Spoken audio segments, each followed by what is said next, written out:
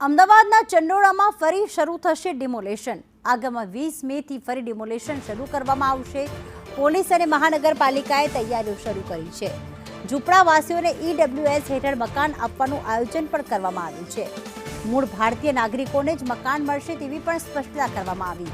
તો પ્રથમ તબક્કામાં 1.5 લાખ ચોરસ મીટર જગ્યા ખુલ્લી કરાઈ અને હજુ પણ 2.5 લાખ ચોરસ મીટર જગ્યા પર આ દબાણ છે જે ડિમોલેટ કરવામાં આવશે અને 20 મેથી આનો બીજો તબક્કો શરૂ થશે। ચંડોળા ખાતે ડિમોલેશન પાર્ટ 2 ને લઈને મહાનગરપાલિકા અને પોલીસે તૈયારીઓ શરૂ કરી છે। કશ્યપ અમારી સાથે જોડાઈ ગયા છે। કશ્યપ, બીજા તબક્કામાં કેટલી જગ્યા ખુલ્લી કરવામાં આવશે અને ખાસ એ પણ આયોજન છે કે જે મૂળ ભારતીય હશે તેમને મકાન પણ આપવામાં આવશે, શું આયોજન? ચંડોળા તળાવમાં ડિમોલેશન ફેઝ 2 છે તેનો પ્રારંભ 20 મે થી કરવામાં આવશે અને તે પહેલા ત્યાં જે મૂળ ભારતીયો વસવાટ કરે છે તેને અન્ય જગ્યાએ રહેવા માટે થઈને વૈકલ્પિક વ્યવસ્થા તત્કાલ ઊભી કરવી અને તે લોકોને અન્ય વ્યવસ્થાઓ પણ જોવી।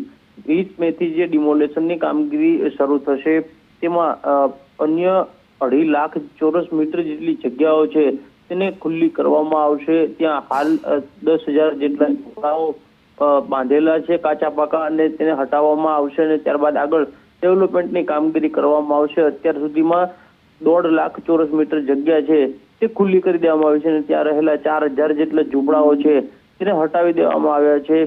ત્યારે આગામી સમયમાં ઈડબ્લ્યુએસ સ્કીમ જે છે સરકારની તે સ્કીમ હેઠળ જે મૂળ ભારતીયો હશે અને જેના ડોક્યુમેન્ટ વેરીફાઈ થઈ ગયા હશે તે તમામને જ અન્ય જગ્યાએ મકાન આપવાની પણ વિચારણા મનપાએ કરેલી છે। આભાર કશ્યપ તમામ વિગતો માટે।